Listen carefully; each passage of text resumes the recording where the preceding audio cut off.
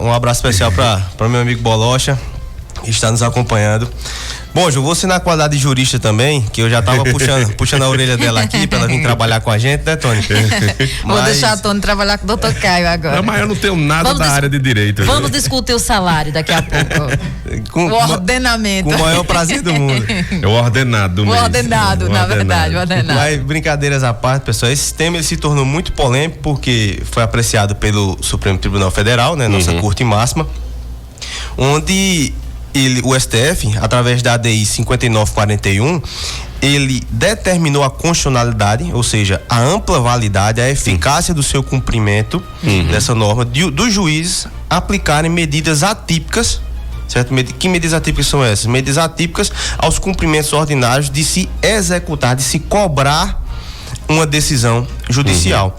Porque aqui eu não me refiro apenas às dívidas, porque o grande dispositivo, o que foi apreciado, foi o artigo 139, inciso 4º do Código de Processo Civil. O Código de Processo Civil é necessário que os ouvintes se atentem que essa norma, a norma do 139, ela está vigente desde 2015. Então não é algo novo. A notícia nova é a pacificação, o entendimento que o STF entendeu que essa norma, ela é legal, ela é constitucional, ela é aplicável. Então, qual o grande cerne da questão? Qual a grande dúvida da população? Até que ponto o juiz ele vai poder aplicar uma medida atípica? Esse nome atípico é, por exemplo, que para fazer o que você paga aquela dívida, ele retém tua CNH, retém um documento que você necessita dele, né? Assim, para você andar de carro, para viajar para outro país, enfim. Então, o atípico é isso, né? Exato. É tomar uma medida que não é não é ordinária. E aí eu vou falar agora, Tony, pra gente criar uma linha de raciocínio para a população entender como funciona a justiça. Todo aquele que se sentir lesado, o artigo 5º, inciso 35 da Constituição, diz que a todos cabe o acesso à justiça. Se eu me sentir lesado, seja patrimonial, pessoal, eu posso ajuizar uma determinada ação contra outra pessoa ou contra o Estado, certo? Contra um civil, uma pessoa física ou uma pessoa jurídica, seja privada ou direito público, seja uma empresa ou um município, Estado, União, uma empresa pública e por aí vai. E eu posso reclamar o meu direito. Em regra, a grande dúvida se parou, está circundando sobre: eu entrei com a ação contra Tony, certo? Tony, eu tenho uma loja de imóveis, Tony adquiriu 2 camas, comprou todo o mobiliário da casa dele no meu estabelecimento, certo? Vendi a ele sobre o crediário. Fez uma compra de valor de 20 mil reais. Pagou a primeira parcela, pagou a segunda, não pagou mais nenhuma dessas parcelas. O que foi que eu fiz? Ingressei com a ação contra Tony, cobrando a dívida dele perante o meu estabelecimento, certo? Obrigatoriamente, nós temos a fase de conhecimento processual, que é quando o juiz vai intimar. Eu apresentei uma petição inicial, entrei com a ação, e o juiz vai intimar Tony para que Tony apresente a sua contestação. Dizer o porquê que não pagou. Isso, dizer o porquê, se defender, dizer, não, o produto veio com defeito, não reconhecer essa compra, só comprei até aqui, o valor estava abusivo, enfim, inúmeras outras alegações que não vêm ao caso. O grande cerne da questão é que, Tony, essa medida atípica, ela só ocorre quando não se consegue cumprir o mandamento judicial, a determinação judicial. Em um primeiro momento, o juiz jamais vai chegar aqui e vai determinar a suspensão de uma CNH. Um abraço especial agora para o meu primo de Água Branca, Josenildo. Josenildo Barbosa chegando por aqui no estúdio da Rádio Daqui a pouco é nosso entrevistado. Então, voltando para essa estruturação, Tony, o juiz, em um primeiro momento, ele não vai mandar suspender a CNH, suspender um passaporte, impossibilitar a participação em licitações, não. Ele vai primeiro, através de sistemas, que é o sistema Cisbajude, piorar valores em conta bancária, restringir bens móveis como um veículo, uma motocicleta. São procedimentos ordinários que a população já tem conhecimento, certo? Sendo inviabilizado toda essa tentativa, que é a famosa fraude, inclusive até o fraude a credores, quando eu não consigo mais, o polo passivo daquela ação está tentando ocultar seu patrimônio, simular, entendeu? Retirar os valores de conta, tem que se procurar uma estruturação para proteger aquele para proteger o direito daquele que recorreu ao Estado, que recorreu ao juiz. Estão conseguindo compreender? Mas é claro que uma suspensão de uma CNH, ela não é descriteriosa.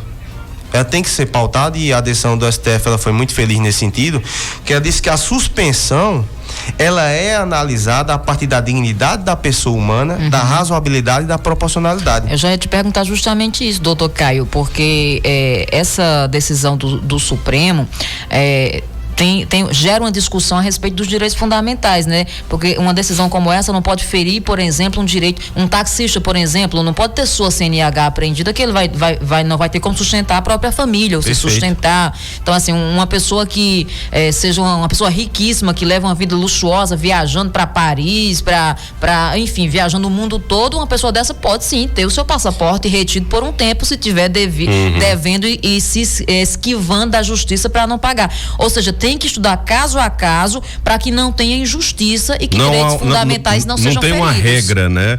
Não é uma regra. Não é por tabela, né? Isso, não é uma regra que vale para todo mundo, né? Perfeito. Não é caso a caso. Não é um rol, a gente chama no direito de um rol taxativo, um rol números clausos. É discricionário do juiz e principalmente das partes que estão litigando naquele processo, que o juiz ele tem uma sensibilidade, a gente chama o princípio da demanda. O juiz ele tem que receber a demanda, ou seja, aquele que está cobrando a ação tem que justificar a solicitação dessa medida típica, para que o juiz possa analisar dentro da razoabilidade, da dignidade da pessoa humana, da proporcionalidade, se essa medida típica cabe ao caso concreto e se essa medida vai surtir um efeito ao processo. Porque a grande questão é que todo aquele que entra com a demanda judicial, ele quer que seu pleito ele seja procedente, seja favorável e obtenha um resultado útil, né, do processo. Entendi. É igual a história que a gente comentava aqui em off, né? Jamais, por exemplo, fosse um caso de um mototaxista, ele poderia ter a CNH dele suspensa, porque o dinheiro, né, que ele leva para casa, o pão de cada dia, ele tira justamente porque ele precisa rodar na moto. Então entraria dentro da questão da razoabilidade, da proporcionalidade. Exatamente. Inclusive, só fazendo uma complementação, essa ADI ela foi sustentada oralmente tanto pelo advogado-geral da União, que ele defendeu pela constitucionalidade da aplicabilidade dessa medida típica. Em contraponto, o PGR, o doutor Augusto Aras, ele entendeu pela inconstitucionalidade desse artigo, dessa medida típica, porque ele entendia que o Procurador-Geral da República entendia que essa medida ela feria o direito de ir e vir dos cidadãos. Então, que é um direito fundamental, o direito de ir e vir, um direito constitucional. Exato, e por isso seria inconstitucional. Mas o plenário, em sua grande maioria, entendeu? Pela constitucionalidade. Então tá valendo, né? Ela é válida e aplicável. E é importante também, doutor Caio, que você explique, porque a gente está vivendo num momento em que há uma grande confusão, né, de compreensão sobre o que é o papel do Poder Judiciário. Há muita politização, né, nesse meio, e muita gente que o que é o Supremo, muita gente não compreende nem a função do Supremo e acaba confundindo. E aí pode ser que algumas pessoas estejam pensando, não, foi o Supremo que criou isso, que inventou isso. A medida típica, ela não foi criada pelo Supremo Tribunal, ela faz parte do Código de Processo Civil. Quem faz lei não é o Supremo, tá? Não é o STF, é o Congresso. É importante deixar isso claro. Não é o Supremo que está inventando isso agora. Porque senão a gente vai ter daqui a pouco pessoas dizendo o Supremo está apreciando, né? O Supremo está tomando CNH do povo. É o Alexandre de Moraes. Pode ter certeza que já estão fazendo isso. Então é bom explicar isso, né? O Supremo apenas chega a questão lá e o Supremo vai avaliar essa questão que chegou para ser julgada. Então o doutor Caio explica melhor. Obrigado, mas você está certíssimo. Quem cria a legislação, em regra, é o Congresso Nacional. Desde uma emenda constitucional até uma lei complementar, uma lei ordinária, é o Congresso Nacional, seja a Câmara de Deputados, ou o Senado, ou o Congresso como todo, que engloba a Câmara e o Senado.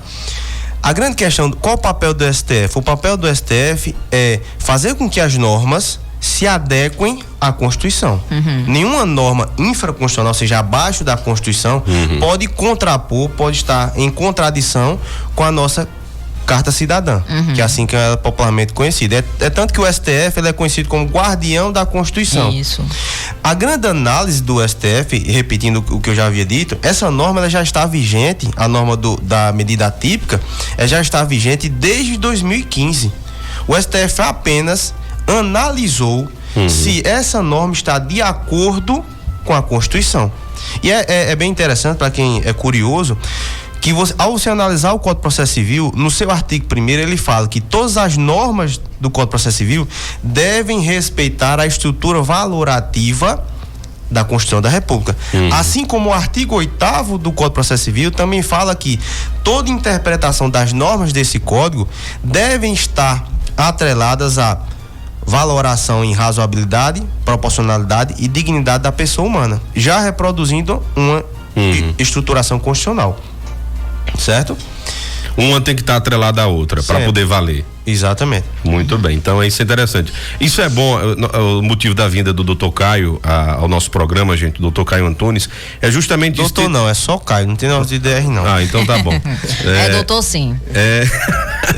Esse já fez um monte de curso, já tem até doutorado, por isso que chama de doutor. Mas olha, é aquela coisa, o motivo da vinda dele hoje é justamente isso, porque pegou muita gente de surpresa, todo mundo tava achando que, eita meu Deus, eu tô com um cartão de crédito atrasado. A minha CNH eu vou entregar aqui. Vou entregar minha CNH agora, né? Então, na verdade, tem todo um processo, é analisado, tem um passo a passo, vai ser analisado porque não tem. E outra coisa, o que mais existe são acordos, né? Perfeito. Primeiro se tenta acordos, né? Por exemplo, num caso desse do você devendo a uma empresa, vai lá sentar, tem aqueles mutirões de conciliação que você pode sentar, você pode dar um desconto, né? Você pode parcelar, isso aqui cabe no seu bolso, tem toda uma tratativa que faz com que você pague essa dívida. Só vai chegar num estágio desse quando não tem acordo com nenhuma das partes, né? E também, então, deixar dizer que tem muita gente que age de má fé. Também. Que não paga porque não quer pagar, que já tira seja um empréstimo em banco, já com má intenção de não pagar. Então, perfeito. Então, não tem nada no nome, né? Exatamente. Tirou lá e não tem nada. A justiça não vai me obrigar a pagar, não vai penhorar bem que não tem nada no meu nome, então vou tirar 100 mil aqui no banco, não pago mais nunca e não acontece nada, né? Então, assim, tem muita gente que também age de má fé. Agora, a gente sabe que a maioria dos brasileiros que estão endividados porque a situação do país não é favorável, realmente. Exato. Também. Doutor Caio Antunes, vou chamar assim, pronto. Caio Antunes, advogado. Obrigado. Caio professor, Antunes, foi meu professor na faculdade, também, viu? Tá vendo? Exatamente. Ele é novinho, mas é tudo isso, né? Professor, é advogado, Muito bem. E continue, bota aí na cabeça dela pra ela. Vou aperrear, vou levar ela lá pro escritório. Quero ela trabalhando comigo. Vou pedir um estágio aí. Caio Antunes, meu querido, um abraço, muito obrigado pela sua disponibilidade, tirar um tempinho pra explicar pra gente, né, essa situação e também colaborar pra não deixar todo mundo, não deixar as pessoas apavoradas, né? Porque, infelizmente, nós temos 90% da população brasileira que só lê manchete de matéria. Perfeito. Então, vê aquela manchete, pronto, aí o camarada já faz até julgo de valor só pelo título da matéria. E não é assim, gente, vai ler. Se você abrir toda a matéria que tem... Sem falar nas fake news, né? Aí você entra, eu tô com a matéria aberta aqui do JC, do Jornal do Comércio, e vem explicando, falando que tem todo da ação direta, né, de inconstitucionalidade também que foi apreciada pelo Supremo, que acabou derrubando também, né, que foi até o Partido dos Trabalhadores que entrou para derrubar essa medida de cumprimento atípica, né, de normas atípicas. Enfim, então é interessante que você, quando abrir uma matéria, leia por completo, entendendo, né, tira alguma dúvida. Busca um veículo de imprensa que seja confiável. Como o nosso, porque a gente faz questão de trazer uma pessoa perita na área para poder explicar. Caio, meu querido, um abraço, muito obrigado, viu? Tony, muito obrado. Ju, é sempre um prazer estar aqui com vocês. Vitor, o pessoal da técnica, né, não, Tony? Isso, ele é o diretor de caracteres. Rapaz. É o famoso Lombardi. Ninguém vê, mas está sempre no bastidor trabalhando, né, não? É verdade. Vamos colocar aquela sombra dele passando aqui no YouTube. Mas, pessoal, muito obrigado. É sempre um prazer estar aqui com vocês. Obrigada, doutor. Um abraço. Fiquem com Deus e eu estou sempre à disposição da Rádio Cultura. Um abraço, foi um prazer recebê-lo aqui para orientar os nossos ouvintes. Sertão Notícias.